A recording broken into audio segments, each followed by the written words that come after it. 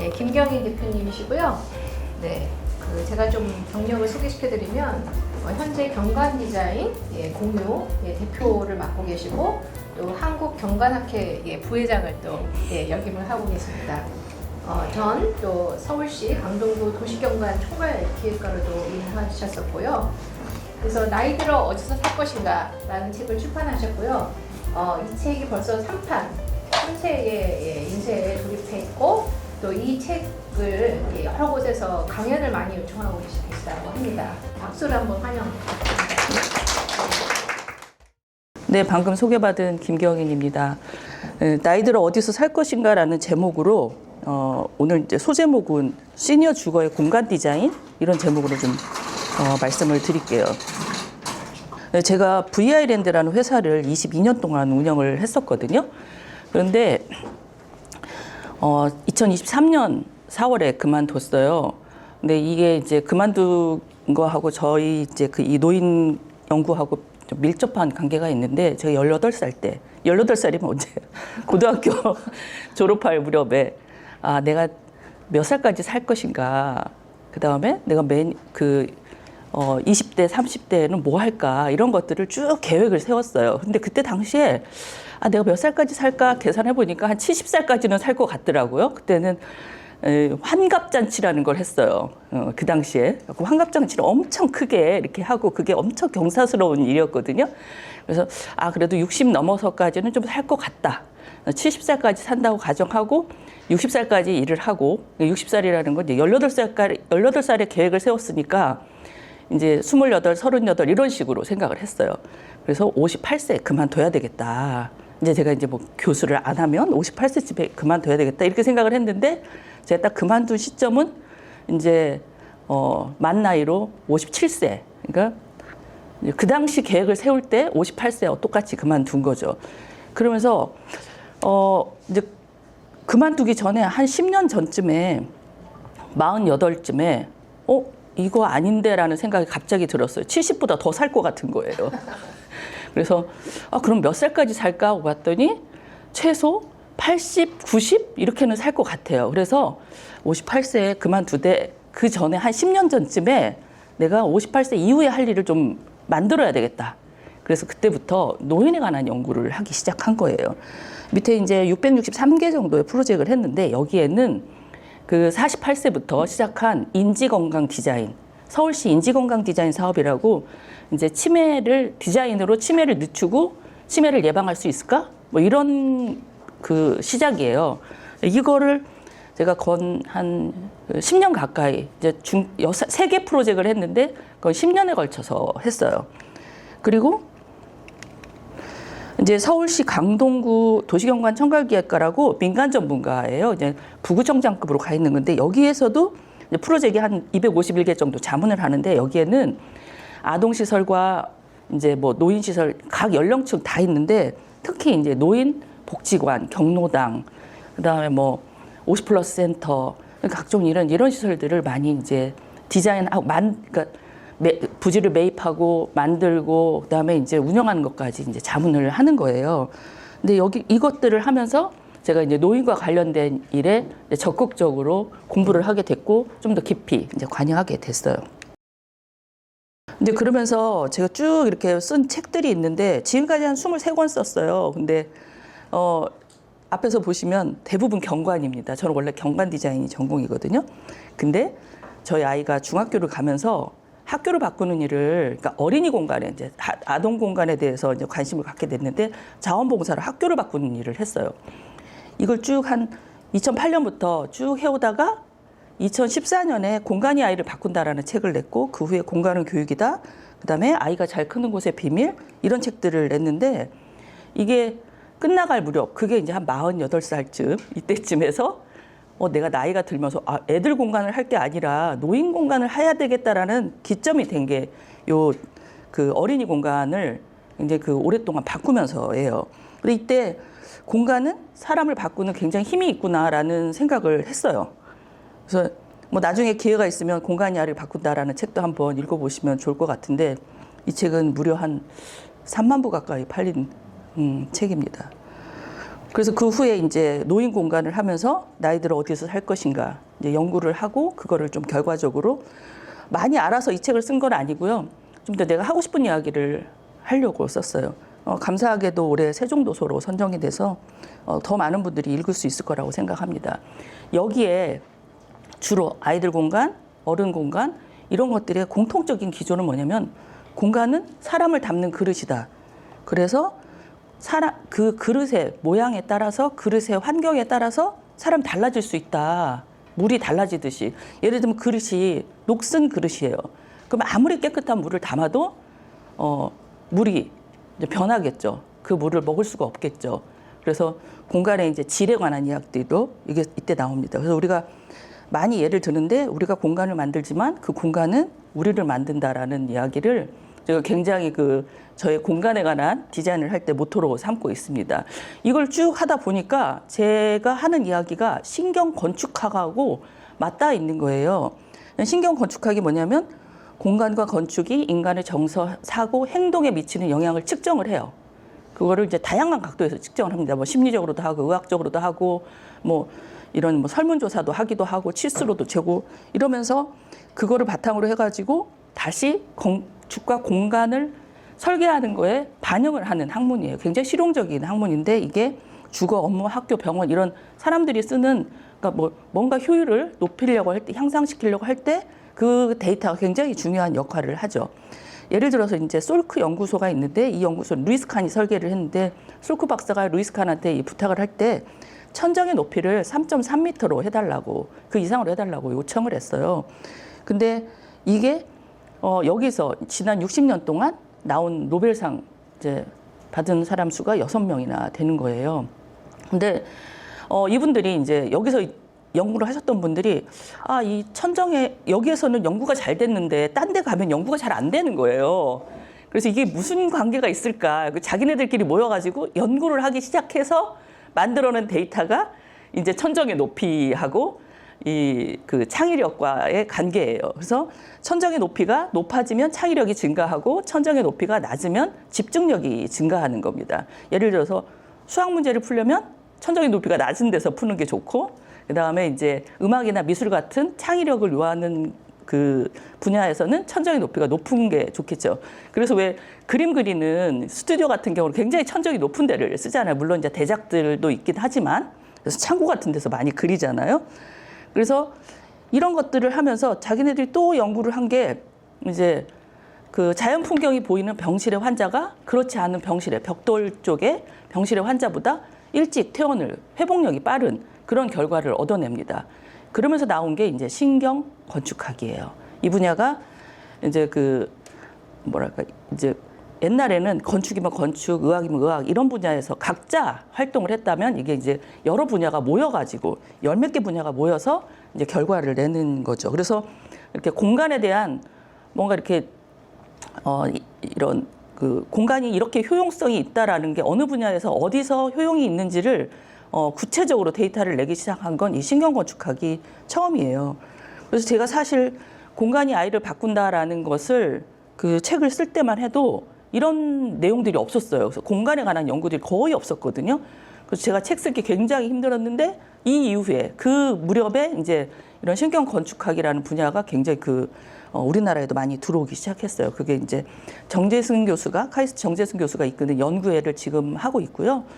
혹시 뭐 관심 있으시면 연구회에 들어가셔도 좋습니다. 그래서 뭐 1년에 한 8번 정도 연구회 하시는 것 같아요. 이제 그분을 중심으로 해가지고 연구회 활동을 하고 있어요. 그래서 이제 그런 측면에서 이제 제 책이 됐는데 이 제 책은 크게 3챕터예요. 노인에 대한 이해.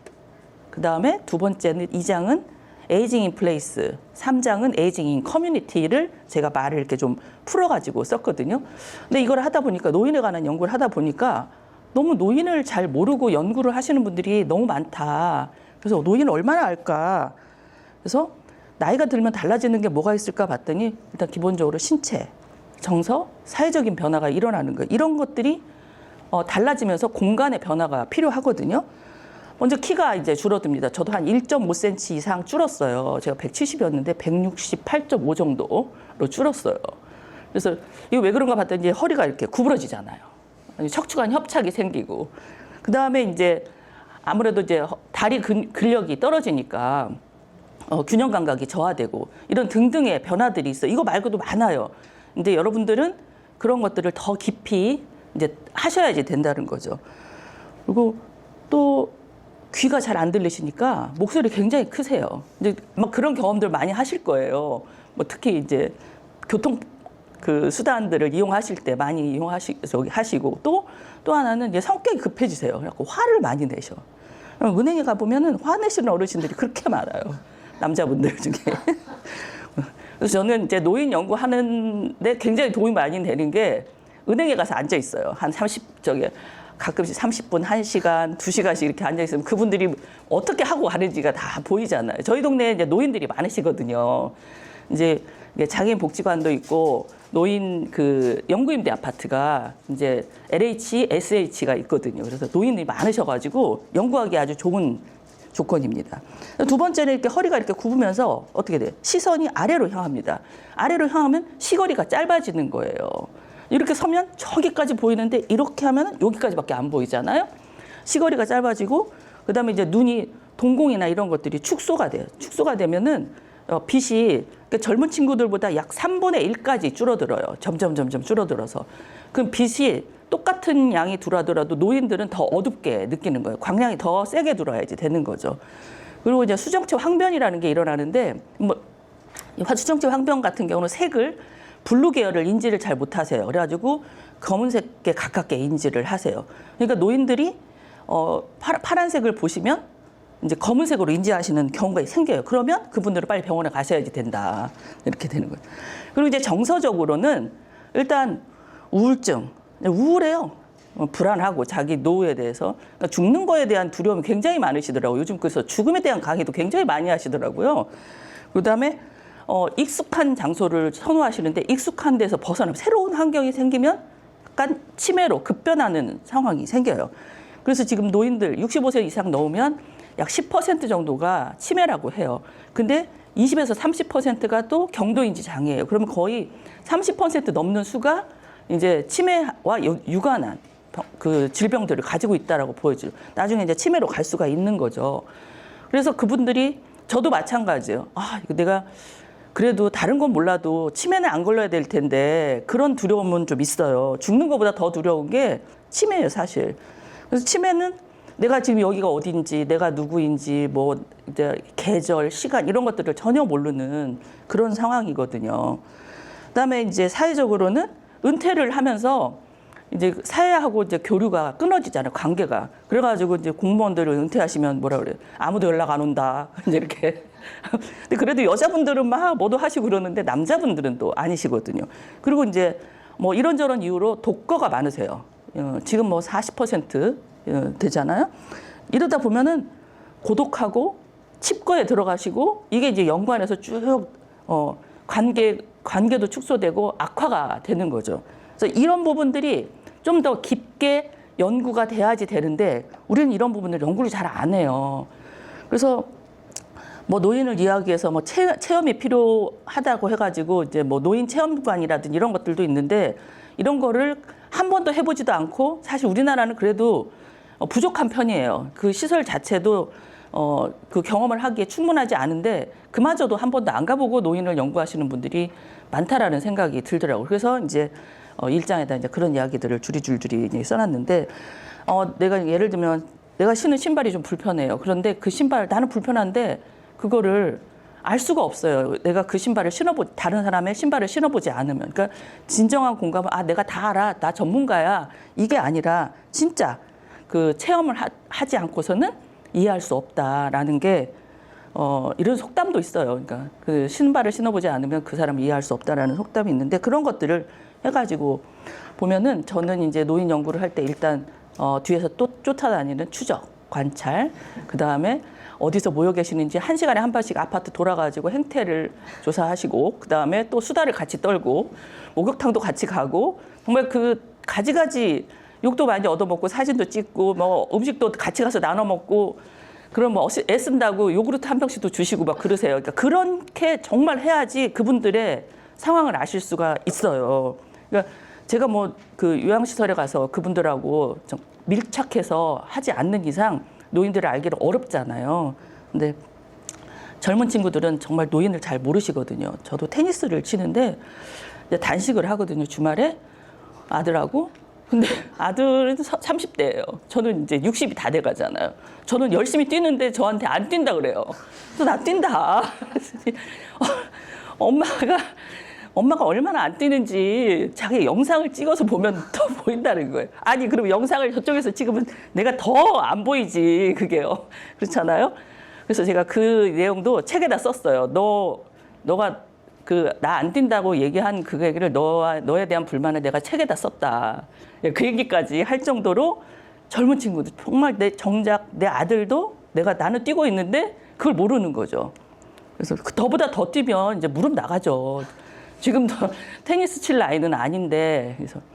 그래서 이제 이런 측면에서 노인의 집이 과연 있을까라는 그 진단을 한번 해봤더니 집에서 낙상 사고가 가장 많이 일어나는 거예요. 그러니까 집이 굉장히 위험하죠. 예를 들면 단차가 베란다 쪽에 특히 단차가 많다든지 진입로 쪽에도 단차가 있고 지금의 이제 한 30년씩 된 아파트들은 바닥이 엄청 미끄러워. 20년만 돼도 미끄러워요. 왜냐하면 기능적으로 옛날에 그 논슬립 타일하고 지금의 논슬립 타일은 기능이 달라요. 모든 이제 전자제품들도 다 그렇잖아요. 그리고 또 어르신들이 전기세 아낀다고 불을 꺼놓고 계세요. 제가 아는 지인 중에 한 분은 와이프가 황달이 걸리셨는데 불을 꺼놓고 사시니까 남편은 아침에 나갔다가 저녁에 오셔. 근데 와이프는 이제 불을 꺼놓고 전기세 아낀다고 불을 꺼놓고 사시면서 아침에도 나가면서 와이프 얼굴을 안 본 거예요. 황달 걸린지 몰랐죠. 갑자기 돌아가셨어요. 굉장히 젊으신 나이에. 그래서 이런 정도로 어르신들이 이렇게 불 켜는 거예요. 조명을 켜는 거에 이렇게 인색하시죠. 그리고 이런 그 가스레인지라든지 이런 것들도 많이 사용하셔서 이제 전기나 이런 것들이 위험하죠. 아니, 그러니까 화재에 노출이 많이 되어 있죠. 이제 외부 공간을 보면은 보도가 지금 약간 기울었잖아요. 저희 아파트도 약간 기울었어요. 이거 엄청 위험해요. 특히 오늘처럼 눈이 와 있으면 더 위험합니다. 근데 이게 젊은 친구들은 괜찮아요. 이게 다 젊은 사람들이 만들잖아요. 그러면 자기네들 기준으로 만드는 거예요. 약간의 돌출이 돼 있어도 그것도 위험해요. 그리고 여기 아까 저기 전에 슬라이드를 보시면 이게 안내판에 글씨도 엄청 작아요. 막 엣지 있게 한다고 작게 하고 색깔도 거의 막 흰색에 가깝게 저기 동대문 디자인 플라자 이런 데 가보면 구별도 안 돼요. 그리고 이제 나가보면은 외출이 힘들어지는 이유가 뭐냐면 벤치가 없어요. 여기 지금 나무를 잘라서 해놨잖아요. 이거는 아파트 단지 내에 벤치가 없으니까 관리사무소에 있는 시설직 직원이 나무를 자르면서 밑둥을 남겨놓은 거예요. 근데 저기에 쪼로록 이렇게 한 5명씩 앉아 계실 때가 있어요. 근데 또 만들어 놓은 의자도 고급진 거 해준다고 돌 의자를 갖다 놔요. 그럼 어때요? 여름하고 겨울에는 뜨거워서 비어 죽어요. 겨울에는 너무 차요. 이 엉덩이가 얇으시잖아요. 이게 이런 데가. 그래서 저런 것도 안 되고 또 밑에 보시면 등받이하고 그 팔걸이가 없어요. 그리고 또 이게 4군데가 다 막혀 있어요. 그럼 일단 휠체어 못 들어가죠. 저 안쪽으로 모이려면은 다리를 쩍 벌려가지고 넘어가야 되는데 그렇게 할 수가 없어요. 그러니까 이런 것들 등등이 이제 가서 보시면 다 등을 보고 앉아 계세요. 전부 바깥쪽으로. 그래서 어르신들이 자기네들 모일 곳을 의자를 갖다가 있잖아요. 코카콜라 의자 이런 거 갖다가 모여서 앉아 계시고 또 외출을 해도 갈 데가 없어요. 이제 운동기구 같은 게 너무 헤비해가지고 다리를 쩍쩍 벌린다든지 어린이 놀이터인데 어른들이 놀이터는 없거나 또 볼 것이 없어가지고 저렇게 면박을 하시는 분도 계시고 또 꽃도 젊은 친구들이 흰 꽃을 엄청 좋아해요. 저는 조경학과를 나왔는데 요즘에 4월부터 5월까지는 거의 아파트에 흰 꽃이 많이 펴요. 이제 새로 만든 아파트. 예를 들면 이팝나무, 조팝나무, 흰철쭉, 백철쭉, 그다음에 심지어 장미도 막 흰 장미가 펴요. 그러면 이 아파트 전체에 흰색이 쫙 피면 가뜩이나 이제 오늘처럼 눈 오면 흰색이죠. 근데 새봄이 됐는데 꽃이 알록달록해져야 되는데 흰색만 쫙 보여요. 뭐처럼 보이겠어요? 장례식장. 싫다 그러세요. 자기 집 찾아가는 것도 어려워요. 왜냐면 아파트가 다 똑같잖아요. 출입구도 똑같고 거기다가 글자가 저 위에 써 있고 또 아파트 엘리베이터 홀 같은 데도 글자가 다 위쪽에 써 있고 되게 작아요. 그래서 이런 부분들이 어렵다. 집이 아니다라는 거죠. 그럼 도시는 노인에게 친절한가? 여러분들 그 편의점 가보셔서 알겠지만 저처럼 뚱뚱하잖아요. 진짜 옆으로 가야 돼. 이렇게 못 가요. 근데 거기를 지팡이를 짚고 가거나 이제 보조기를 쓰거나 휠체어는 말할 것도 없이 못 들어가고요. 그러니까 우리가 옛날에는 슈퍼가 있었지만 동네에 지금은 다 편의점인데 이분들이 편의점을 갈 수가 없어요. 그리고 노인복지관을 가봤더니 이건 또 다른 학원인 거예요. 그리고 또 노인복지관 들어갔더니 뭐라 그러냐면 무슨 일로 오셨어요? 아, 당연히 노인이 가는 게 당연한데 뭐 거의 따지듯이 한다거나 이런 경우들이 많고, 그래서 서로가 서로를 혐오하는 상황이 돼서 노인복지관 들어온다면 반대하고 어린이집 들어온다면 반대하고 막 이렇게 서로 그래요. 그래서 장애인복지관, 노인복지관, 청소년 뭐 문화의 집, 지역아동센터 들어온다고 하면 다들 서로가 서로를 반대하면서 지금 헐뜯고 있다가 얼마 전에 이제 작년에 그 이제 뉴스에 크게 나온 것도 있죠. 그래서 이제 어르신들이 뭐냐면 그럼 실버타운이나 갈까 하고 가봤어요. 작년에 은퇴 설계자들이라는 프로가 있었어요. 저도 이거 내리 6개인가 8개인가를 한 번에 다 봤어요. 그러면서 실버타운하고 요양원을 가봤어요. 그랬더니 시설은 좋아요. 뭐 깨끗하고. 근데 다 노인밖에 없어요. 우리가 꽃도 같은 꽃만 보면 너무 지겹잖아요.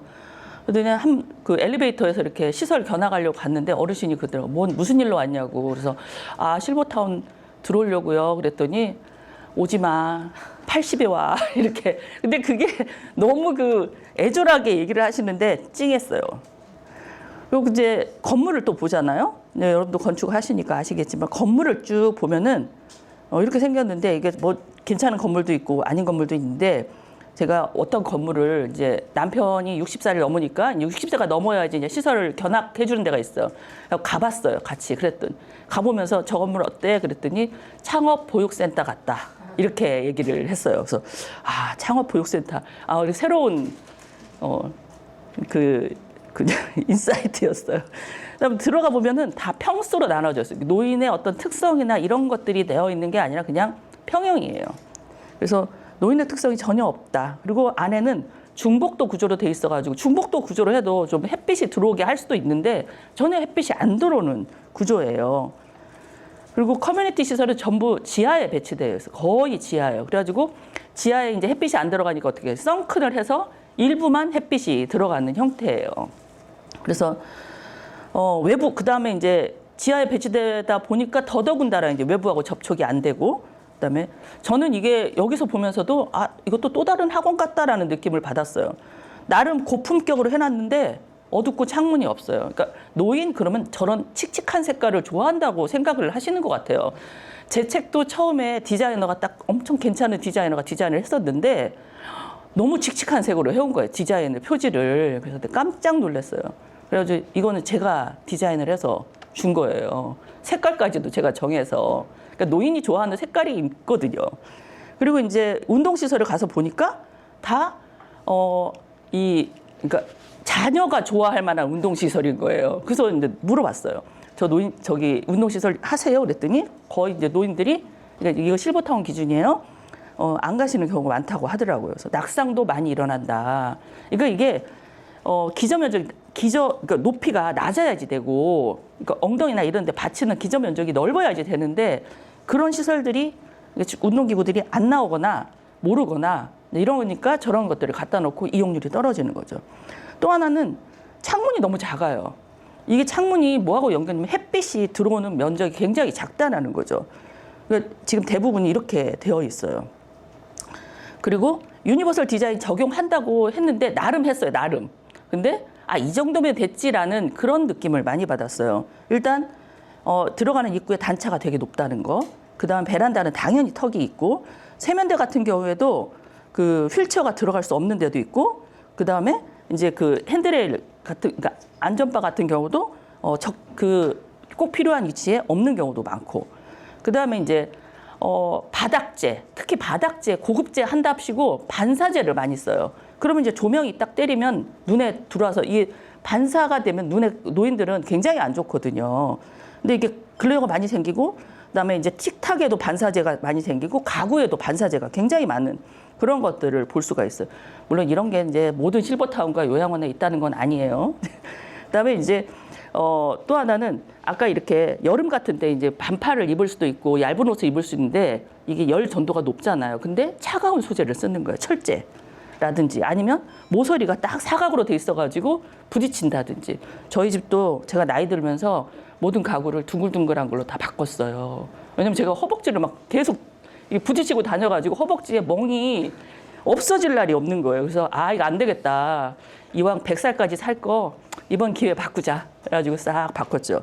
그리고 이제 전동 휠체어를 쓰는데 전동 휠체어가 들어갈 수 없는 폭이라든지 그다음에 이제 그 내부의 면적이라든지 조경 공간도 일단 조경이 없는 경우도 있고 조경이 이런 노인의 감성에 맞지 않고 그냥 일반적인 조경으로 되어 있는 경우도 있고 그다음에 오감. 이제 노인들한테는 이제 오감을 자극시키는 것들이 필요하거든. 자극이 적기 때문에. 근데 자극이 아니고 관리가 용이한 상록수 위주로 많이 심겨져 있어요. 그러니까 그 자극이 어떤 자극에 뭐가 필요한지에 대한 검토가 전혀 없는 거죠. 그다음에 이제 텃밭이 있는 경우가 있는데 텃밭이 허리를 구부려야지 쓸 수 있는 텃밭이 대부분이에요. 그러니까 이 텃밭의 높이가 높은 경우는 단 한 건도 본 적이 없어요. 그러니까 여기에 사시는 분들이 탓밭을 하고 싶어도 가셔서 허리가 아프니까 못 하는 거죠. 저도 허리 구부리는 거 안 하거든요. 그래서 제 나이만 돼도 안 하는데 저보다 더 많으신 분들, 나이가 많으신 분들이 들어가시거든요. 제가 그러니까 시사기획 창에서 엄마의 마지막 집이라는 프로를 제가 한번 본 적이 있는데 거기는 이제 고령자 복지주택이었거든요. 근데 이분이 이렇게 말씀하시더라고요. 엄마가 맨 마지막에 그 시설을 돌아보시면서 아들하고 같이 돌아보면서 시설은 좋은데 마음이 슬프다 얘기를 하시는데 저도 엄청 저 대목에서 많이 울었어요. 그래서 우리가 생각하는 거하고는 다르더라. 그리고 또 특히 이제 요양시설 같은 경우는 일단 요양원에서 돌아가시는 분들이 많기는 하세요. 그렇지만 옛날 요양원들은 그러니까 요양원 들어가면 다 죽는다고 생각을 하세요. 그러니까 건강한 사람이 들어가서 뭐 3개월 안에 돌아가셨느니 뭐 했느니 이렇게 많이들 하니까 요양원에 대한 그 이미지가 되게 안 좋은 거거든요. 저희 외할머니도 요양원 들어가셔서 3개월 만에 돌아가셨어요. 좀 납득이 안 되더라고요. 왜냐면 걸어가셔서 돌아가셨는데 돌아가셔서 3개월 만에. 그래서 이제 사실 이 연구에서 그 부분도 엄청 관심이 있었어요. 그래서 봤더니 이게 치매 센터인데 보니까 4인 1실이 기본이에요. 1, 2인실도 있긴 한데 이거는 중증인 경우에 이제 이건 이제 저기 서울시에서 하는 치매 안심센터예요. 치매센터. 근데 여기서 문제가 뭐냐면 다인실을 쓰잖아요. 그러면 여러 명이 이렇게 하다 보니까 잠을 제대로 못 주무세요. 그러니까 늘 그 병실에서 있는 시간이 굉장히 길어요. 나와서 있는 게 아니고. 그래서 스트레스를 굉장히 많이 받으시고 제 책에도 그런 얘기했는데 병원에서도 4인실이나 3인실을 쓰는 경우 있잖아요. 많잖아요. 근데 뭐 6인실까지도 있기도 하고 그러는데 저희 남편이 얼마 전에 작년에 여기 경희 한방병원에 입원을 했었는데 하루 딱 있더니 막 스트레스를 받아가지고 자기 병원에 못 있겠다는 거예요. 같은 병실에 있는 분이 화도 많으시고 막 이제 먼저 들어오신 그런 뭐랄까 그런 행동을 하시고 그러다 보니까 결국 이제 1인실로 옮기게 됐어요. 그래서 그러고 나서 이제 거의 한 달을 있게 됐는데 굉장히 마음은 편해하더라고. 돈은 많이 들어갔지만 스트레스를 안 받더라. 그러면서 제가 이게 1인실과 2인실, 그러니까 다인실의 문제가 뭔지를 그때 확실하게 알게 됐는데 일본은 그래서 2003년부터 1인실을 의무화했고 쭉 가면서 이제 면적도 좀 변화를 줬어요. 그러니까 면적이 10.65제곱미터 이상으로 하게 돼 있고 국가에서 하는 거는 그 다음에 민간에서는 이제 13제곱미터 정도로 이제 규정을 하고 있어요. 그래서 이런 곳에서 60, 80, 100세까지 산다는 건 굉장히 무리다라고 생각을 해요. 그래서 노인 맞춤형 주거 공간은 뭘까라는 고민을 시작을 하게 됐고 대부분의 사람들이 내 집보다 나은 곳은 없다. 결국 이제 에이지 인플레이스죠. 주거의 종류도 그래서 이제 변화를 하게 돼요. 일단 내 집에서 살다가 좀 이게 자립하기 어려운 경우에 이제 의존도에 따라서 가야 되는데 우리는 이게 너무 적은 거예요. 근데 이런 시설들에 이제 우리는 일단 수가 적으니까 뭐 앞으로도 더 많은 연구를 하시면 되기는 하는데 일본에서는 이런 시설을 만들면서 어떤 거를 굉장히 많이 고민을 하게 되냐면 시설이 주거에 가까워지도록 그러니까 시설을 만들 때 주거에서 가지고 있는 요소를 시설에다 넣고 주거는 시설의 돌봄을 기능을 갖추든 그런 형태의 변화가 생기게 됐어요.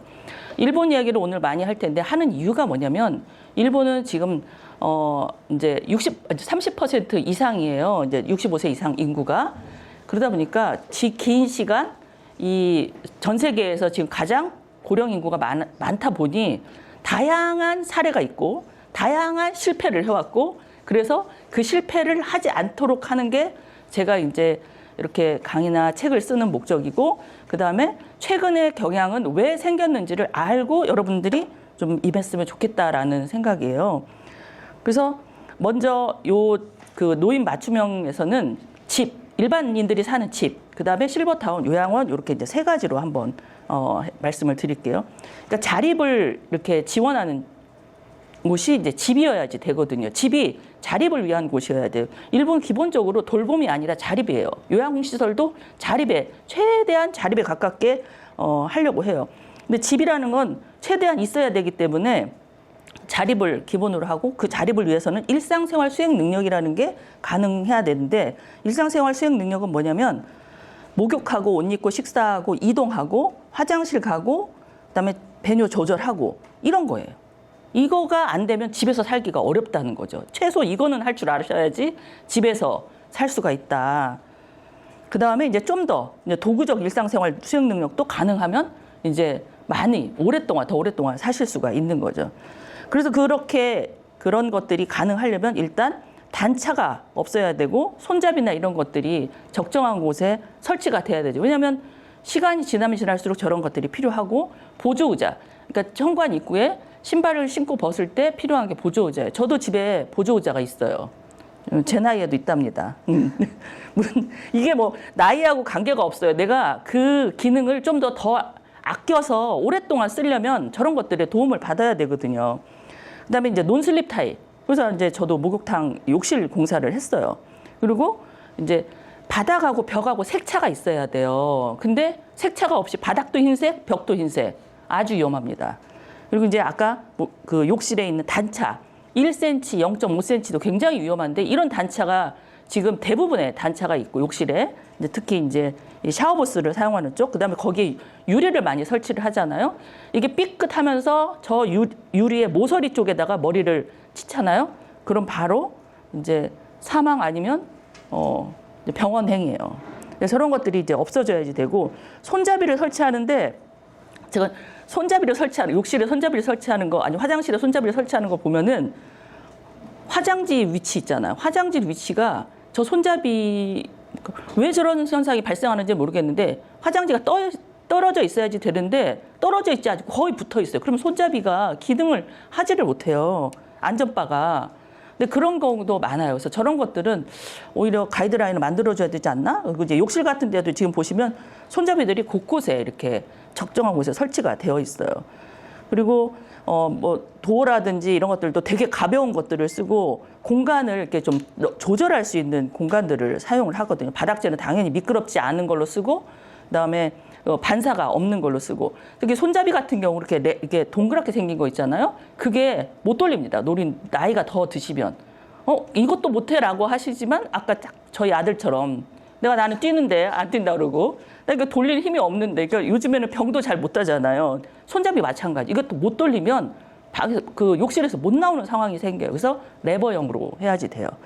그다음에 이제 이건 되게 괜찮은 케이스여서 제가 이제 보는데 휠체어를 사용하거나 아니면 좀 더 기대는 용도로 쓸 때는 이렇게 휠체어 진입을 할 수 있도록 개수되어 있는 쪽에 주방 용구 쪽에 이런 것들이 이게 닫았을 때 열었을 때 이런 것들까지가 아마 필요하지 않을까. 왜냐하면 요리는 적어도 한 끼는 해 먹으라고 저는 말씀을 드리거든요. 왜냐하면 그래야지 이런 소근육이나 이런 것들을 더 그다음 머리도 그렇고 많이 쓸 수가 있거든요.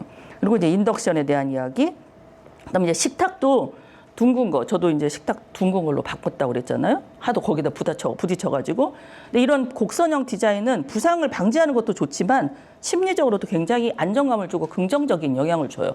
근데 우리나라에 뭐 실버타운이나 요양원을 가도 네모난 것들이 굉장히 또 많은 경우들이 있었어요.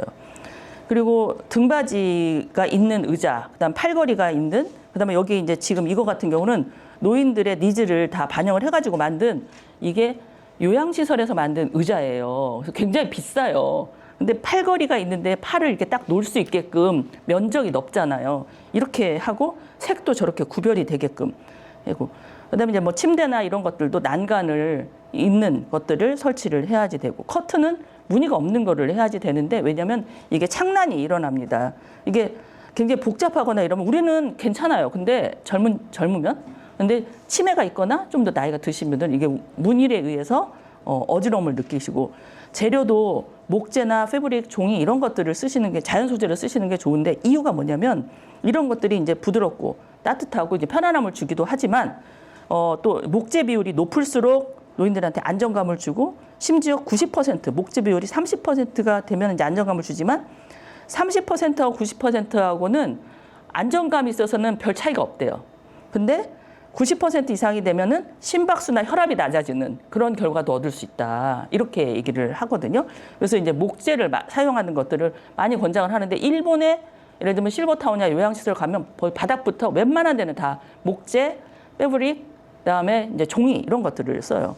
그다음에 이제 유리, 철제, 석재 이런 것들은 절대적으로 자제를 해야 되는데, 엄청 고급스럽게 한답시고 식탁에다가 그 이제 막 그 돌로 된 것들을 많이 쓰시잖아요.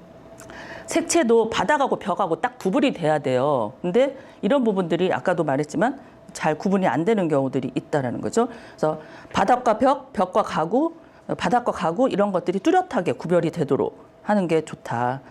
그리고 이제 조명에서도 온도가 있어요. 조명에도 그걸 색온도라고 해요. 그래서 이제 켈빈이 이제 그 색온도를 이제 켈빈으로 얘기를 하는데, 3000 켈빈 쪽으로 아래쪽으로 숫자가 낮아지면 이제 따뜻한 조명이고, 숫자가 높으면 차가운 조명이에요. 딱 공간을 보면은 어디 욕실 있는 쪽으로 따뜻한 조명, 공부방 있는 쪽으로 차가운 조명이에요. 근데 우리나라는 대부분 차가운 조명을 써요. 굉장히 색온도가 높은 거를 써요. 그러면 어르신들 되게 각성 상태, 수학 문제 풀어야 될 것 같은 거죠. 그러니까 수학 문제는 저 차가운 조명에서 풀어야지 잘 풀려요. 그리고 이제 거실이나 이런 데 쭉 이렇게 그 따뜻한 조명을 써야 되는데, 저런 것만 하더라도 훨씬 더 공간이 따뜻해질 수 있다라는 거죠. 그래서 그다음에 이제 또 하나가 낮에는 약 3,500에서 한 4,000 켈빈을 유지를 해줘야 되는데, 밤이 되면 더 낮게 가야지 잠을 주무실 수가 있어요. 요즘 잠 못 자는 사람이 그렇게 많다면서요. 저는 사실 엄청 잘 자요. 10시간 정도 자는 것 같아요. 8시간에서 10시간 정도. 예. 근데 저희 집의 조명은 다 3,000 켈빈 이하예요. 대신 조도를 어떻게 하냐면, 이 담화수를 많이 이제 높여야 된다 그러면 그 개수를 높이고, 그렇지 않으면 이제 저녁에 되면은 쭉 줄여요. 옛날에는 디머를 사용했는데, 이게 이제 LED는 디머가 잘 안 먹히더라고요. 그래서 이런 것들이 정서적 안정감에 엄청 영향을 주는 거죠. 근데 제가 갔던 실버타운 요양원에서 상당수가 이 조명을 색온도를 높은 거를 쓰는 경향을 봤어요. 여기 식물이 또 회복력을 굉장히 좋게 하는데, 이게 노년기에는 새로운 변화를 만들어내기 어려워요. 그러니까 그날이 그날이에요. 근데 식물은 늘 자라잖아요. 특히 잘 자라는 식물, 열매가 달리는 식물 이런 것들이 엄청 좋거든요. 그래서 열매를 따가지고 요리를 해서 나눠 먹기도 하고, 이런 것들이 어떻게 보면은 자기 돌봄이고 다른 사람들한테도 서로 돌볼 수 있는 기회가 되죠. 이게 자연이 신경계를 활성화하고 뇌도 활성화시키고 정서적으로도 안정되고, 그다음에 치매 예방에도 효과가 있는데, 이런 걸 못하는 경우에는 적어도 가짜라도, 요즘 가짜도 잘 만들잖아요. 저도 아들 방에는 가짜를 이렇게 해놨어요. 물 주기도 힘드니까. 그래서 요즘 뭐 이케아나 이런 데 가면은 가짜를 진짜처럼 잘 만들어서 그걸 쫙 배치를 해주고, 그다음에 이제 벽지나 이런 거 색깔을 녹색으로 해주고, 그다음에 이제 액자나 이런 것들도 나무가 들어간 거를 쓰면 효과가 있을까요? 없을까요? 있어요. 네. 근데 식물 진짜만큼은 아니더라도 효과가 있다. 그래서 그거라도 쓰셔라. 이게 지금 앞에 이제 들어갔어야 했는데, 색은 차가운 색조보다는 따뜻한 색조를 쓰셔야 되는데 차가운 색조는 집중에 좋아요. 수학 문제. 제가 이렇게 해야지 더 이해가 쉬워서 수학 문제 풀기에 딱 좋아요. 그러니까 그 아이들 방에는 파란색을 많이 해주잖아요. 그거 공부하기엔 좋아요. 근데 어른들 방에 파란색 해주면 이게 잠을 못 주무세요. 그러니까 좀 더 따뜻한 정서적인 그 친밀감을 줄 수 있는 따뜻한 색조가 좋다. 근데 이제 이분들이 존엄을 이제 저기까지 하면 이제 뭐 자립은 할 수 있어요. 그렇지만 좀 더 사회활동을 하려면 밖으로 나갈 수가 있어야 되거든요. 집에서 나가서 집으로 돌아올 수 있어야 돼. 이건 이제 영구임대 아파트를 기준으로 해서 인지건강 디자인했던 사례를 말씀을 드리면 먼저 외부에 나가서 산책을 할 수 있도록 저는 산책로를 만들어줬어요.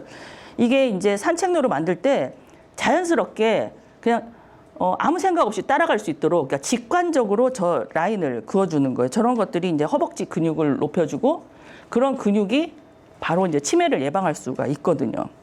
그리고 이제 이렇게 저 선이 끊어지지 않고 이어질 수 있도록 필요하고 그다음에 이제 아까 운동기구 같은 경우도 저활동성 운동기구 이런 것들을 많이 설치를 해줘야 되고 이 저활동성 운동기구 이거는 제가 디자인한 거예요. 지금 조달해서 판매를 하려고 등록을 하고 있는데 조달이 잘 등록이 안 돼요. 일단 인증은 받았어요. 그리고 이렇게 이제 그 외에 더 가벼운 운동, 이제 스트레칭 같은 거, 그러니까 치매를 예방하는 운동 같은 것들을 할 수 있게끔 이런 스트레칭 포스터도 만들어서 하고 저런 것들을 돌아다니면서 하다 보면 뭐 힘들잖아요. 그러니까 쉬어야 돼요. 벤치, 일단 등받이, 팔걸이, 나무 이런 것들을 사용한 벤치가 적어도 100m 이내에 하나씩 있어야지 되는데 우리나라가 지금 외부에 보면은 거의 벤치가 설치가 안 돼 있다라고 제가 방송에 나가서도 하고 막 그랬더니 요즘에 강남구에서 엄청 벤치를 설치하고 있더라고요. 우리 동네를 중심으로 엄청 지금 많아졌어요. 거의 한 50m 하나씩 설치하고 있는 것 같아요. 그리고 이제 감각을 이제 자극을 주기 위해서 예술 작품 같은 거를 설치를 하는데 이게 파골라 안쪽 상단이에요. 위에요. 이게 뭐가 좋냐면 일단 예술성도 있지만 이건 이제 작가의 작품이거든요. 이렇게 올려다 봐야 되잖아요. 그럼 자연스럽게 고개를 올리는 운동이 되는 거예요. 그래서 이렇게 인지적 자극이 많은 환경에서 생활하시는 분이 치매 발병률이 낮다라는 그런 결과들이 있거든요. 그리고 또 이렇게 꽃을 보니 엄마 생각이 났어. 이거 아무 말도 아닌 것 같아도 이 나이대 어머니들이 이제 아버지들이 공감하는 그런 글들이 있어요. 이걸 해줬는데 이게 제가 이제 그 노인복지관 옥상에다가 이렇게 정원에다가 해줬거든요. 아, 저기 서가지고 우시는 분, 막 그 온갖 그 옛날의 생각들을 이렇게 이제 불러 일으키는 거죠. 그게 이제 회상을 하면서 이제 자극을 주는 거거든요. 그리고 이제 이렇게 꽃이나 이런 것들도 자극을 주는 것들을 많이 사용을 해요. 이제 오감이라고 하면은 시각, 청각, 촉각, 후각, 미각. 그러니까 따먹을 수 있는 거, 만질 수 있는 거.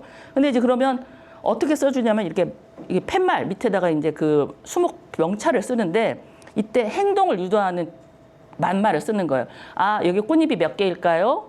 빨간 꽃이 어떤 꽃이 빨간색 뭐 이런 게 있나요? 라든지 수필을 그러니까 줄기를 만져보세요. 라든지 잎에 그 끝에 이파리 뭐 끝에 모양을 만져보세요. 라든지 이렇게 계속 이제 자극을 하도록 아니면 뭐 그 열매를 먹어보세요. 라든지 뭐 이건 밤에 꽃이 펴요. 라든지 그런 다양한 행동을 유도하는 그런 말들을 써요.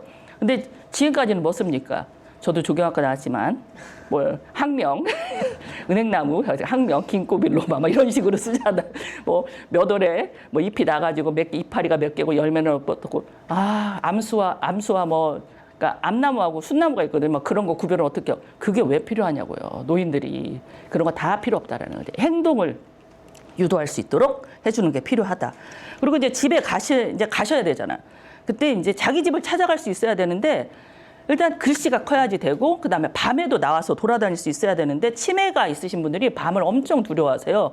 그래서 그분들한테도 밤이 안전하도록 해줬는데 엄청 이게 만족도가 높아요.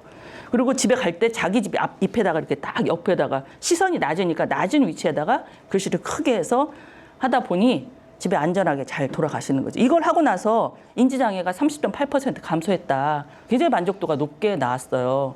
그래서 인지건강 디자인하면서 여기서 뭐 여러 가지 요소를 했지만 만족도가 높은 요소들이 이제 몇 가지 있는데 그런 것들은 그리고 이제 노인복지주택은 지금 이제 일본에서 김모쿠세이 우라야스라고 하는 게 있는데 요 사례를 가지고 보면은 일단 주택가에 배치가 되어 있어요.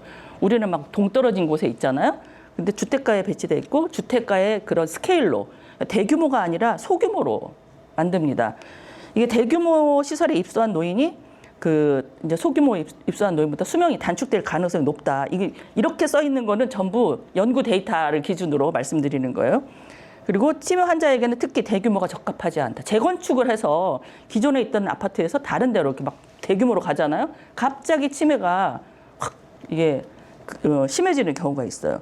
그래서 이제 일본은 집과 같은 스케일로 만들어요. 그러면서 집과 같은 요소들을 또 넣어주는데 현관의 크기라든지 현관의 재료라든지 이런 것들을 집에서 쓰는 스케일로 그대로 해주거나 화장실이나 이런 것들도 그 안에서 일본의 화장실의 특징이 있는데 이렇게 쪽창 같은 게 있어요.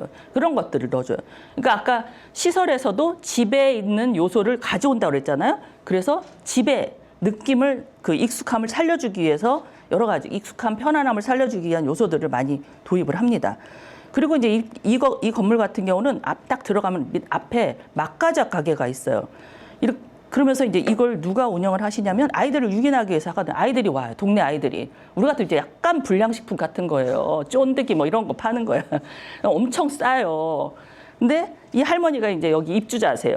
돌아가면서 이제 가게를 보시는 거예요. 이 가게를. 옛날에 이제 이분은 캐셔를 하셨다고 하더라고요. 근데 이렇게 그 다른 사람들하고 자주 대화하고 교류하는 노인은 그렇지 않은 노인들보다 이제 치매 위험이 낮아진다라는 데이터가 있어요. 그리고 이제 들어가면 이렇게 공용 공간이 있는데 이 공용 공간까지가 오픈이 돼 있어요. 지역 주민들이 여기 와서 이용할 수가 있어요. 아이들도 여기 와서 이용하고 숙제도 하고 엄마 올 때까지 기다렸다가 가기도 하고. 근데 여기 안에서는 특별히 프로그램이나 커뮤니티 시설 자체가 아예 없고 지역에 있는 우리 같으면 이제 동주민센터, 주민센터에서 하는 그런 프로그램, 도서관에서 하는 프로그램 이런 것들을 이용하게 되어 있습니다. 그래서 더 안으로 들어가면 이게 식당인데 식당의 디자인을 보시면 여기에서 이제 많이 얘기를 하시는 게 일단 곡선을 썼다, 자연 채광이 많이 들어오는 것을 기본으로 했고 그다음에 나무를 많이 썼어요. 그래서 이제 이런 햇살이 드는 공간이 우울감이나 이런 것들을 완화하는 효과가 있다라고 해요. 그래서 햇빛에 대해서 좀 한 번 더 하면 복도 같은 데도 이렇게 우리는 아까 중복도를 쓰면서 햇빛이 안 들어오는데 여기는 한쪽에 편복도를 쓰면서 햇빛이 쭉 복도에서도 이렇게 햇빛이 들어오거든요. 그리고 방에서도 이렇게 햇빛이 들어오는데 이게 이제 바닥 면적에 방 같은 경우는 7분의 1 이상을 창문 면적을 쓰고 그다음에 거실 같은 경우는 10분의 1 이상을 하는 게 좋다라고 해요. 그래서 이런 자연광이 왜 중요하냐? 아까 이제 행복 호르몬이라든지 이런 것들이 더 많이 분비가 되고 그다음에 이제 밤에 이런 수면이라든지 우울증이라든지 이런 것들에도 굉장히 좋은 효과가 있다라고 합니다. 화장실 같은 데에도 이렇게 목재를 써요. 그리고 그러니까 집과 같은 느낌이죠. 그리고 그 외에도 따뜻한 소재를 쓰거나 우편함에도 목재를 쓰고 내가 되게 놀랬던 건 명찰 있잖아요. 집 그 방 앞에 있는 명찰을 이게 이제 천에다가 자수를 해가지고 쓴 거예요. 우리나라는 제가 단 한 곳도 이렇게 한 거를 본 적이 없어요. 다 병원에 있는 명찰처럼 써요. 그래서 좀 이렇게 이런 것들을 쓰면 더 좋지 않을까? 그리고 곳곳에 이렇게 다 작은 디자인으로 이렇게 좀 아기자기하게 분위기를 조성해 놓기도 하고. 예.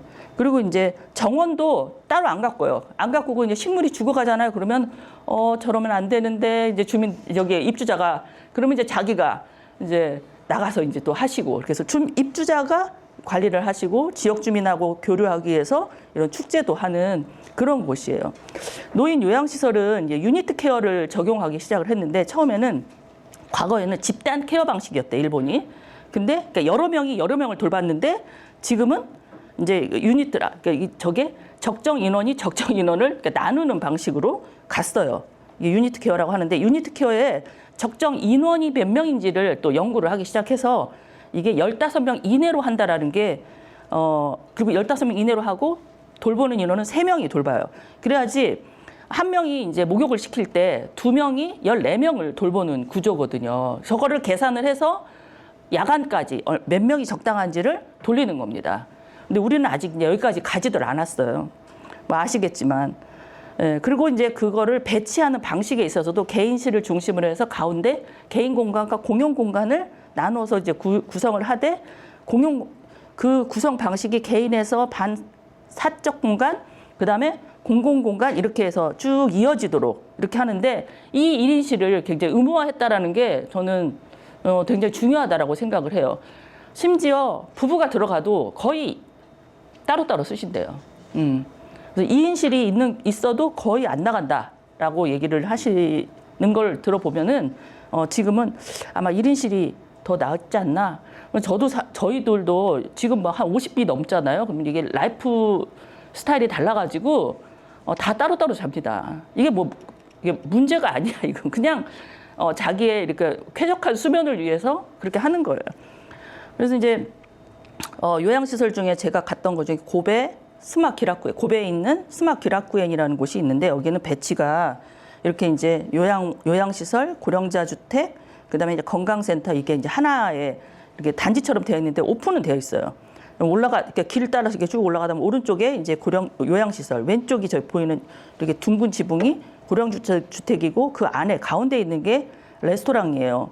고령자 주택 같은 경우는 이렇게 이제 중정형으로 돼 있어서 양쪽으로 다 햇빛이 들어오게 돼 있고 저 가운데에서 아침마다 체조를 한대요.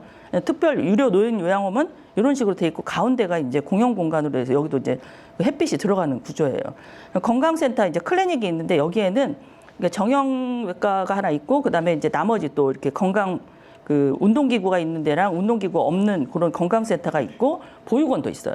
이게 재활용이고 이제 아닌 경우도 있고 아까 그 사이에 있는 레스토랑, 빵집 이런 것들이 여기저기에 이제 분포 있어서 이거 지역 주민들이 다 와서 이용을 하고 여기에 계시는 분들도 저희 가서 먹고 싶으면 먹고 이렇게 이용을 하더라고요. 그리고 이제 요양시설을 요양원을 가보면 1층에 이제 홀이 있어요, 이렇게. 근데 보면은 천정도 되게 낮아요. 그리고 되게 따뜻한데 창문이 이제 면적이 이렇게 많고. 근데 이 공간이 주민들한테 다 오픈돼 있어요. 요양원의 1층이 모두 오픈돼 있어요. 지역 주민도 자유롭게 이제 이용을 하고, 그다음에 여기 보면은 이제 그 옆에는 이제 전시 홀이거든요. 바로 옆에가 이제 이게 이제 유동적으로 쓸 수 있게끔 이렇게 칸막이가 접이문으로 되어 있죠. 그리고 여기서 다시 하나 보시면 이게 천정이 높은 천장은 젊은 사람한테는 굉장히 개방감도 좋고 뭐 창의성, 자유로움 이런 것도 주지만 어른들한테는 굉장히 불안하다는 거예요. 심리적 거리감, 외로움, 소외감 이런 것들을 준대요. 그래서 우리가 실버타운 딱 들어갔을 때 천정 높은 그 로비를 가보면 이건 왜 내가 이렇게 아닌 것 같은 느낌이 들지라는 느낌을 받았는데 제가 이 데이터를 보고 이해가 되더라고요.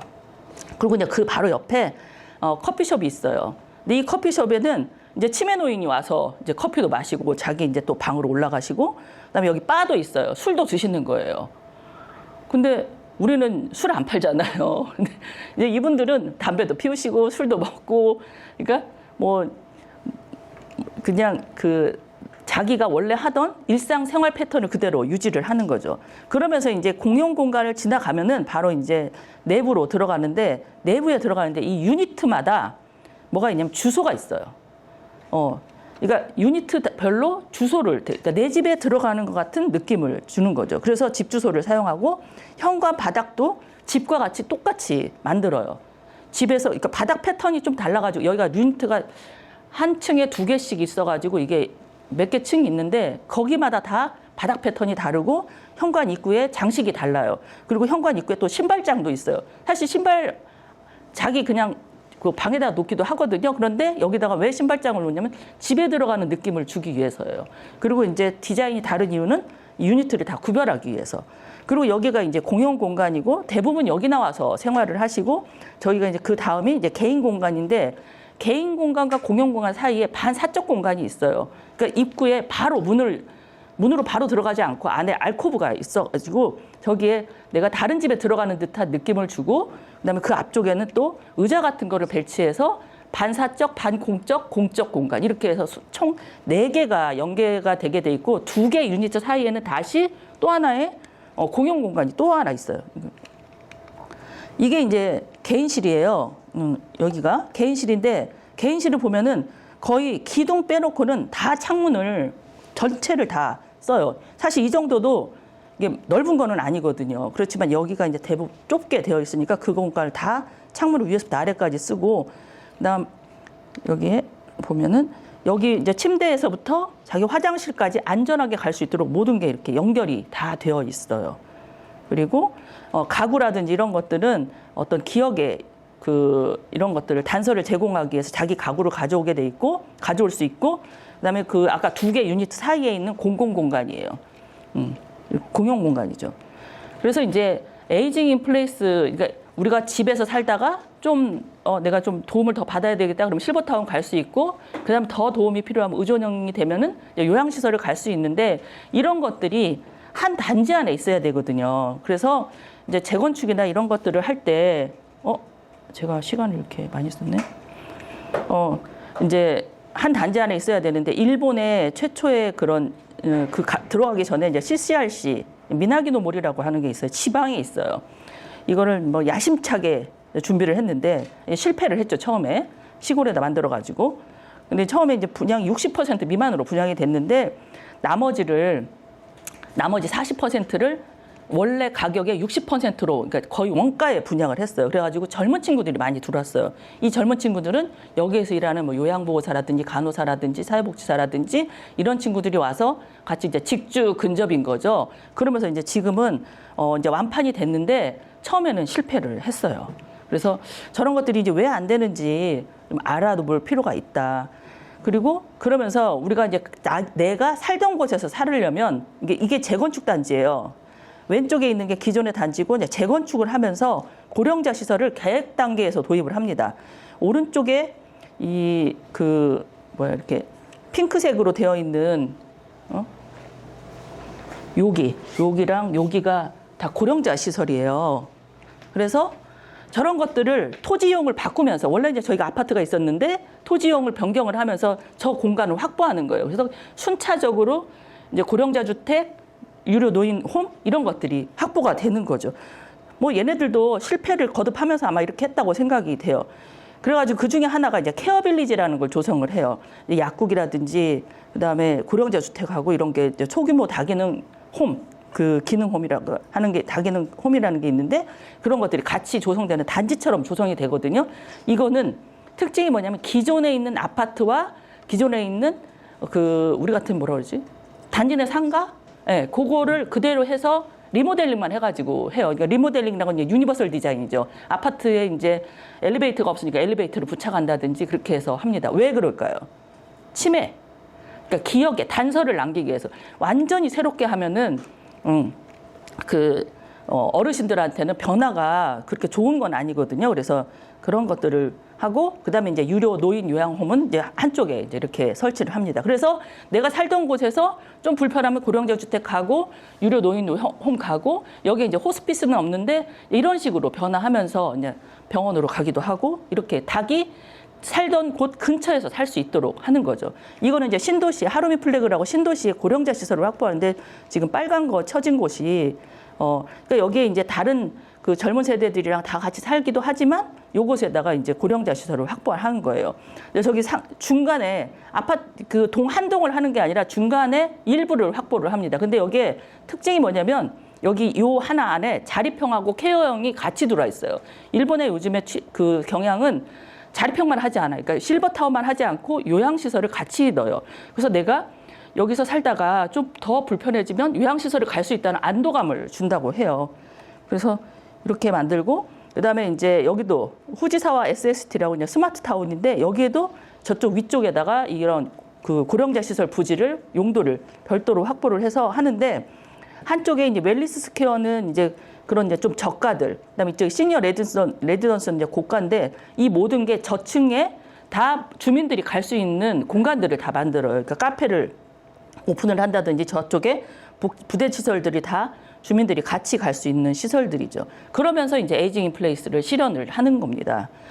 근데 이렇게 하면 에이징 인 플레이스는 되지만 집에서 사는 것은 할 수 있지만 이제 지역사회하고 관계 맺는 거는 또 다른 이야기잖아요. 그래서 그거를 이제 세대 공존형 주거단지라고 말씀을 드리고 싶은데 이 세대 공존형 주거단지가 중요한 이유는 뭐냐면 사람이 사람을 치유한다라는 그런 큰 변화가 있었던 시기가 있었어요. 일본에 산쇼 니모크 사이엔지라는 그러니까 사이엔지라는 절이 있는데 이 절이 주지가 죽으면서 폐사가 돼요. 절이 없어져요. 그러니까 기능을 상실하는데 이거를 커뮤니티 시설로 바꿉니다. 이 형태는 그대로예요. 그래서 요 안에다가 이제 데이케어를 들어요. 중증 장애, 그러니까 장애인 데이케어와 노인 데이케어를 넣으면서 목욕 그 온천과 뭐 이런 등등의 시설들이 들어가거든요. 이게 저 한쪽에서 이제 데이케어를 해요. 그리고 이쪽에서는 식사도 일반인 식사도 가능합니다. 저도 여기서 식사를 했어요. 주방이 이렇게 돼 있고, 그러니까 저를 조금 리모델링을 해서 하는 거예요. 한쪽에 또 이제 목욕탕, 온천이라고 해요. 이제 여탕, 남탕 이렇게 해서 자연스럽게 이제 이 공간들을 다 주민도 이용할 수 있게끔 되어 있어요. 또 이게 이제 막과자 가게가 되게 유행인가 봐요. 여기도 이게 가게예요. 이게 엄청 조그만하잖아요. 근데 여기 이게 왜 만드냐면 동네 아이들을 유인하기 위해서 만드는 거예요. 이게 엄청 싸게 팔아요, 또. 근데 낮에는 복지시설인데 밤에는 그 이제 거의 유흥수 시설이 되는 거, 어른들의. 그래가지고 모두가 자연스럽게 어울리는 그런 공간이 돼요. 근데 여기가 뭐 도심 한복판이 아니에요. 시골 논바닥 한가운데 있는 한 55세대 정도 있는 마을이에요. 거기 한가운데 이 절이 있는 거예요. 근데 여기에서 엄청난 변화가 일어납니다. 중증 장애인 청년과 치매노인 사이에서 이제 이게 둘 다 케어를 받는 대상들인데, 데이케어 오시는 분들인데, 이 치매 어르신이 점심 식사 때 받은 간식이 있어요. 젤리를 이 중증 장애인한테 주고 싶은 거예요. 내 자식 같잖아요. 그래가지고 주는데 이게 손이 떨리니까 안 들어가는 거야. 숟가락 떠가지고 덜덜덜덜 떨면서 다 흘리고 뭐 입으로 꼬린이 안 돼가지고 이러는데, 이 중증 장애인은 또 문제가 뭐냐면 목이 15도밖에 안 돌아가요. 막 그 케어를 받는데도 그러니까 재활을 받는데도 15도밖에 안 돌아가는 그런 친구인데, 이 둘 사이에 거의 한 2주가 넘으면서 변화가 일어나요. 드디어 꼬린이 됐어요. 그러니까 이거를 하기 위해서 저 어르신은 집에 가서 일찍 자는 거예요. 내일 내가 걔한테 젤리를 줘야 된다. 저 중증 장애인 같은 경우는 어떻게 해서든지 받아 먹으려고 목을 돌리는 거예요, 이렇게. 그래가지고 90도까지 돌아가고, 저 이제 치매 어르신은 그 치매가 상당히 호전이 됐었어요. 그래서 이거를 보고, 새로운 형태의 이게 돌봄이다. 이게 둘 다 돌봄을 받는 사람들인데 그들 사이에서 뭔가 서로가 서로를 돌보는 이런 관계. 그래서 사람이 제3의 치료다라는 것을 여기에서 이제 해답을 찾습니다. 그래서 사람은 누구나 각자의 역할이 있다. 그가 장애인이라도 치매 노인이라도 아이들도 다 역할이 있다라는 것을 이때 발견을 하고, 이때 변화가 시작이 돼요. 다 함께 살아야 되는구나. 그래서 이제 쉐어 가나자와를 만들 때 이 철학이 고차마제는 직역을 하면 뒤섞임이에요. 근데 어울려서 살아야 된다라는 걸로 해서 고령자, 장애인, 학생 이런 것들이 다 모여서 사는 단지를 만들게 됩니다. 이때 아마 뭐 이런 얘기는 많이 들으셨을 거예요. 그래서 딱 보면 이게 어느 집이 고령자고 장애인이고 학생주택인지 알 수가 없어요. 그리고 대부분 목조로 돼 있어요. 그리고 본관동인데요. 본관에도 누구나 진입할 수. 우리는 실버타운 요양원 들어가려면 뭐 철벽이잖아요. 뭐 온갖 백을 다 동원해서 가야 되는데 여기 그냥 누구나 진입할 수 있습니다. 여러분도 뭐 내일이라도 당장 가실 수 있어요. 또 들어가면 사무실도 다 오픈돼 있어요. 그냥 기웃기도 해도 돼요. 그리고 그 안에 고령자 데이 서비스가 있어요. 그러니까 여기서 좀 고령자 주택에서 좀 힘드시면 여기 와서 이제 데이 서비스 다니시고, 그다음에 이제 온천 시설들이 반드시 있어요. 이제 왜냐하면 장애인하고 노인들은 좀 따끈따끈한 데에서 지지는 걸 좋아하셔가지고 이런 시설들이 있고, 이거는 반경 뭐 몇 미터 안에 있는 그 주민들은 공짜예요. 이제 이런 시설이 들어옴으로써 인한 그 피해를 좀 더 뭔가 보답하고자 이런 것 같아요. 그리고 본관동에 있는 레스토랑도 누구나 여러분도 가셔서 드실 수 있고, 또 맥주도 많이 팔아줄수록 그 맥주를 또 만드는 사람도 장애인이 만들어요. 그럼 많이 팔아주면 어때요? 수익이 되는 거죠. 그래서 장애인이 대부분 또 한 반은 장애인이 근무를 하고, 이 레스토랑이 이렇게 또 한쪽에 이렇게 생겼고, 장애인 주택, 고령자 주택 별 차이가 없어요. 근데 고령자 주택의 특징은 이렇게 이제 내각으로 구성이 되어 있고, 그 중에 이제 한쪽이 또 공용 거실로 되어 있어요. 자기 집 안에도 거실이 있고, 주방이 있고, 거실이 있는데, 한쪽에 또 공용으로 쓸 수 있는 거실이 있어요. 아마 지난번에 코하우징 들으셨을 거예요. 그냥 그 코하우징의 한 건물 안에다 축소판이라고 생각하시면 돼요. 일본이 코하우징에 대한 연구를 굉장히 많이 하면서 이런 고령자 주택이라든지 요양시설이라든지 이런 거에 그런 변형된 형태를 많이 쓰거든요. 그리고 이게 이제 학생용 주택 중에 이제 가나자와가 미술대학이 되게 유명하니까 이제 미술대학 학생들을 좀 유인하기 위해서 이런 형태로 쓰기도 하고, 단지 내 이런 길도 되게 좁아요. 그러니까 휠체어 하나가 갈 정도예요. 왜 그러냐면 너무 길이 넓으면 인사를 안 하고 저기 끝에서 가잖아요. 그럼 아는 척을 안 하니까 저 길을 좁게 하고 또 곡선으로 해가지고 테라스 있는 쪽으로 이게 이제 수다를 떨면서 갈 수 있게끔 그렇게 만들어. 이거 하나하나가 다 굉장히 뭔가 스토리가 다 있어요. 외곽에다가 이제 상가들을 배치를 했어요. 이 상가에는 10개인가가 들어와 있어요. 그래서 그 중에 하나가 이제 매점이에요. 여기 매점에서 일하시는 매점, 그다음 마사지 샵이 또 있고, 마사지는 여기서도 하시지만 출장도 가요. 단지 내. 요리 교실도 있어요. 이제 어르신들이 만들어 먹기 좋은 요리 이런 것들을 가르쳐 줘요. 그리고 일하면서 이제 교류를 하시는 거예요. 여기 이제 이분이 이제 여기 입주자인데 파트타임으로 일을 해요. 그리고 이제 아이들하고 교류를 해요. 그러니까 동네 아이들이 여기 와서 그러니까 자연학교 같은 거를 하거든요. 그런 것들을 하고 이제 그런 아이들이 와가지고 이걸 사 먹는 거예요. 그러니까 지금 코 묻은 돈 뺏어가지고 어르신들 파트타임비 쓰는 거야. 그다음에 이제 우쿨렐레 교실도 주민도 같이 이용을 하시고, 알파카 농장도 있는데 이거를 또 다루는 게 저 뒤에 있는 친구가 장애인이에요. 이게 되게 제가 이 시설은 흑자예요. 굉장히 단기간에 흑자를 냈어요. 또 주민 요청에 의해서 이제 펫 운동장을 또 만들고, 그다음에 여기 오픈 스페이스도 주민들이 다 이용할 수 있는 그런 공간들입니다. 그리고 이제 상가 입주자하고 학생들은 반드시 이제 상가 같은 경우는 이제 무료거든요. 임대료가 제로예요. 대신 봉사활동을 해야 돼요. 그래서 자기가 정해서 봉사활동을 해요. 그리고 이제 이렇게 학생은 이 아이하고 놀아주는 거, 이런 거, 이게 장애가 있는 아이들하고 놀아주거나 뭐 빨래해주거나 청소해주거나 이런 것들도 포함이 돼 있어요. 그 시간으로 계산을 해요. 그래서 이제 이 케이스가 일본형 CCRC의 모델이 돼요. 그래갖고 일본의 이제 장관들이 여기 많이 옵니다. 그리고 이렇게 해서 이런 것들이 이제 좀 진행이 되면서 다 함께 살기 위한 시도들을 굉장히 많이 이제 쭉 하게 되는데, 이 시도가 있기 전에 2004년에 했던 게 도쿄의 닛보리에 있는 커뮤니티 하우스예요. 이거는 건물 한 건물 안에 1층에 보육시설과 요양시설을 같이 넣습니다. 2층에는 이제 컬렉티브 하우스, 그 다음 그 위에는 이제 돌봄이 필요한 노인, 그러니까 요양에 가까운, 그다음 그 위에는 이제 고령자 주택인 거죠. 이거를 한꺼번에 넣고 엘리베이터에서 교류를 하고 밑에 1층에서 교류가 가능한 주민들도 이용을 하죠. 그러면서 이제 최근에는 어떤 변화도 있냐면, 이제 다카시마 다이라 단지는 우리나라처럼 이제 공동주택 단지인데 굉장히 오래됐어요. 그래서 사람들이 빠져나가요. 노후화되니까. 그래서 이건 중에 한 동을 이제 실험적으로 하기 위해서 한 동을 선정을 해가지고 거기에 이게 빠져나간 집을 고령자 주택으로 바꿉니다. 그래서 이게 지금 색칠해진 곳이 고령자 주택으로 정비를 하고, 일본의 서비스형 고령자 주택은 2가지가 의무예요. 한 가지는 상담, 외로우니까 나 외로워. 뭐 이제 수다 떨어주는 게 하나가 있고, 그 다음에 그분이 지금 오늘 살아계시는지 상태가 어떤지를 확인하는 안부 확인. 이 2가지만 하고 나머지는 안 해요. 밥도 없고.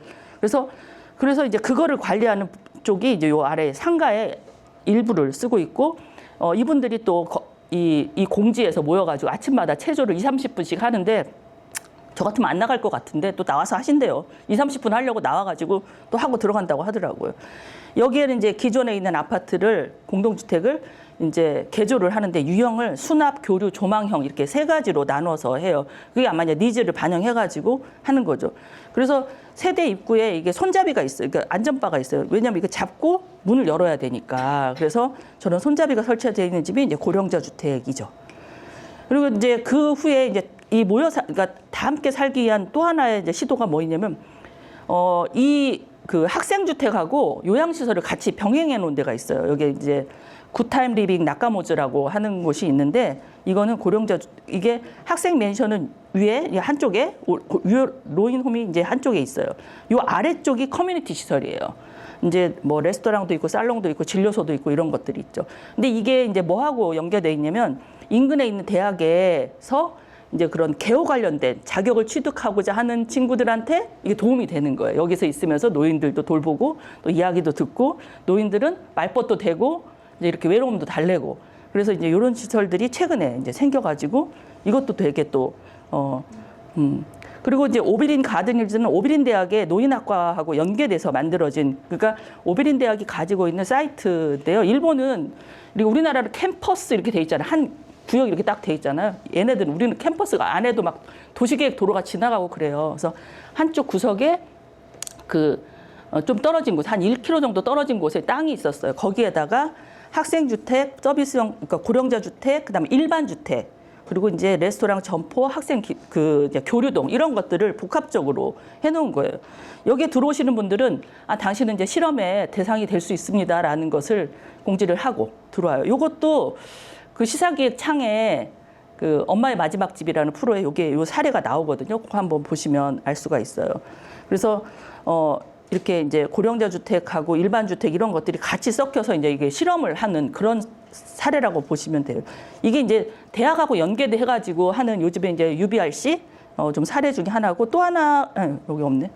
그 다음에 이제 에코타노 모리 같은 경우는 공공부지를 이제 국토교통성이 가지고 있는 공공부지가 있었는데 그거를 이제 이렇게 분양단지와 임대단지를 가지고, 임대단지 안에는 이제 학생주택, 그다음에 유료 노인홈, 그다음에 그 고령자 주택, 양육세대 막 이렇게 해가지고 여러 세대가 들어갈 수 있도록 만들어요.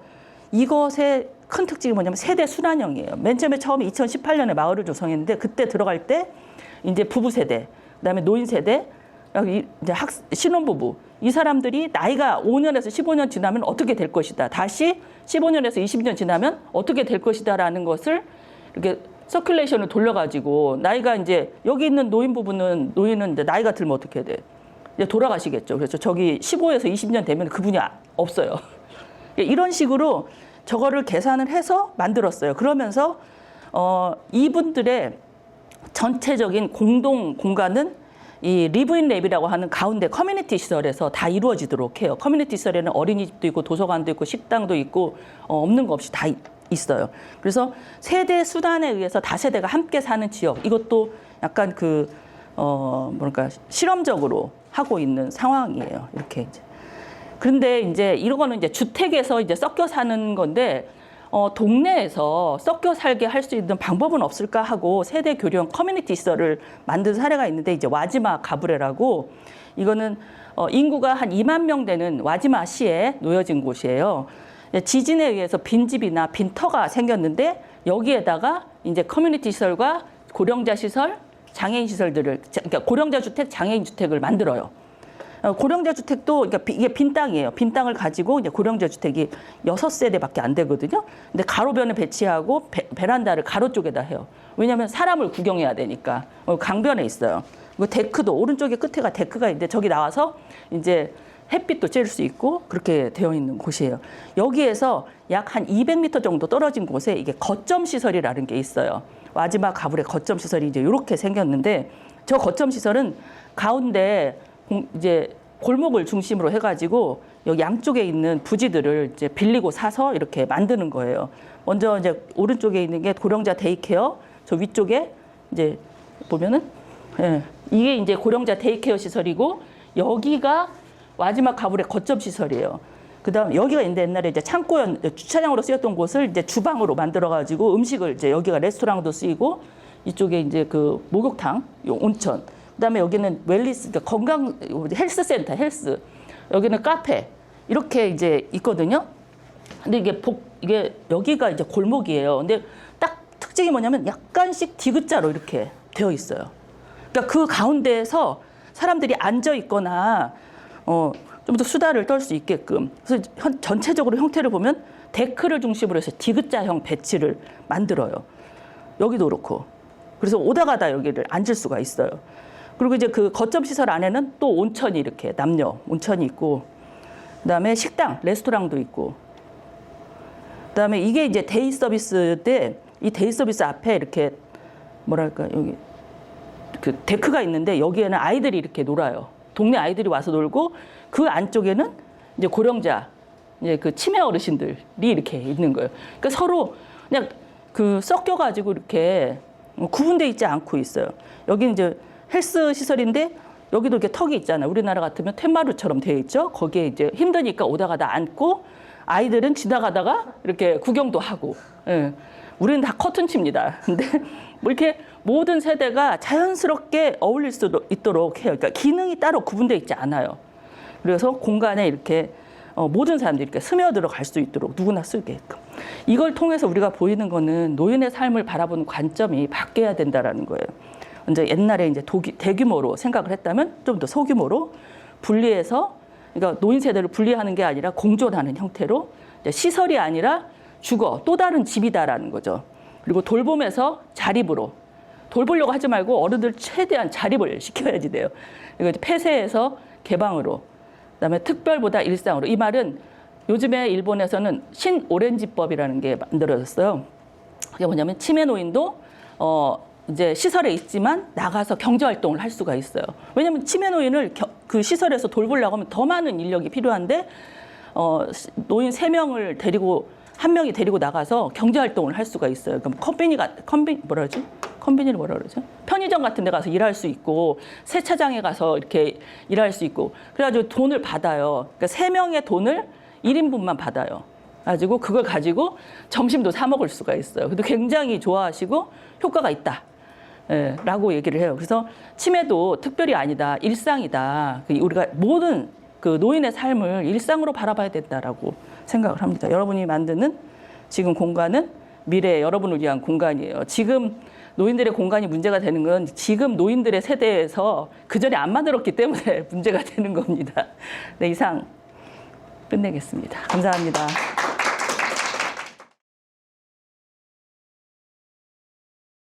저는 휴학을 하면서 이 책을 한 5월쯤에 사서 읽었었는데 너무 네. 재밌게 읽고 인터뷰도 봤어가지고 오늘 뵈서 너무 영광이고요.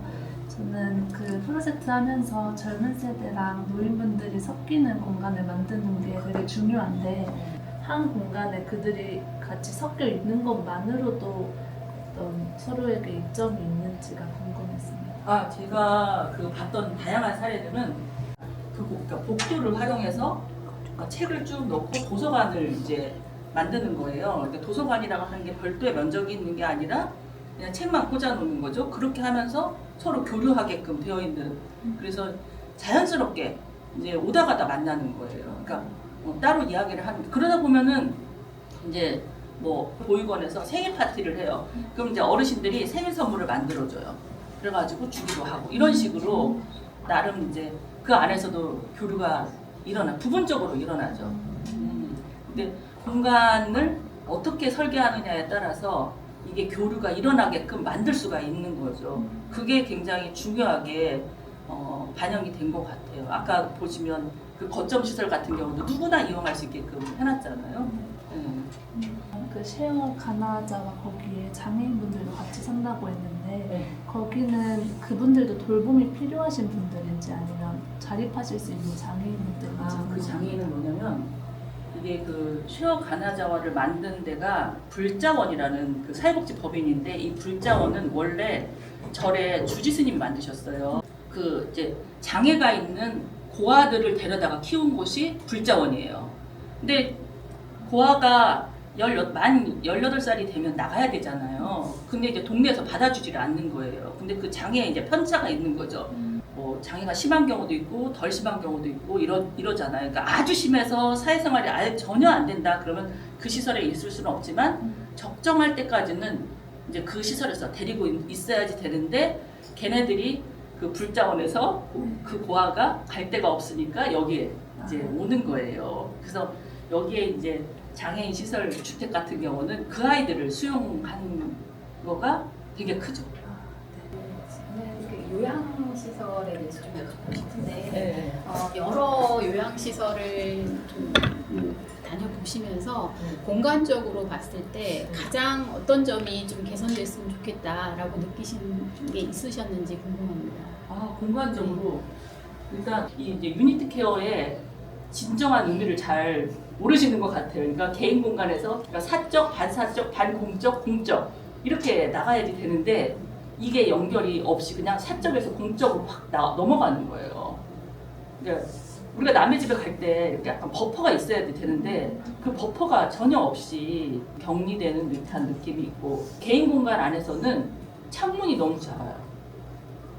그 창문이 작으면 요양시설 같은 경우는 누워서 생활하시는 분이 있단 말이에요. 근데 벽이 너무 높은 거죠. 누우면 벽밖에 안 보이는 거예요. 그래서 와상 상태가 되면은 밖에 햇빛이 약간 1.5m 이상에서 들어오는 빛만 볼 수가 있고 밖에 풍경을 볼 수 없다라는 게 저는 너무 마음이 아팠어요. 그리고 이제 그 공용 공간 안에서도 너무 휑해요. 이렇게 막 이게 약간 이렇게 위호되는 느낌이 없고 바닥 재료 있잖아요. 현관에 그러니까 건물에 딱 들어가면 바닥 재료가 돌이에요, 돌. 근데 우리는 집을 생각하면서 이렇게 했어요라고 하는데 갑자기 현관이 아니라 로비를 들어가는데 바닥이 돌입니다. 바짝바짝해요. 그러면 일단 휠체어 타기도 힘들고 어르신들 물만 닿아도 쫙 미끄러지는데 거기서 사고 안 나는 게 이상한 거예요. 그런 것들이 아직 그래서 이제 노인을 좀 이해를 하고 그 중증 정도에 따라서도 어느 부분이 많이 이런 게 생기는지를 알아야 되는데 그런 부분들이 갈 길이 좀 먼 것 같아요. 오늘 이 책을 아주 컨사이스하게 모든 아주 중요한 포인트를 잘 설명해 주신 것 같아서 너무 감사드리고요. 그럼 오늘 강의를 좀 박수로 마무리하도록 하겠습니다. 네, 감사합니다.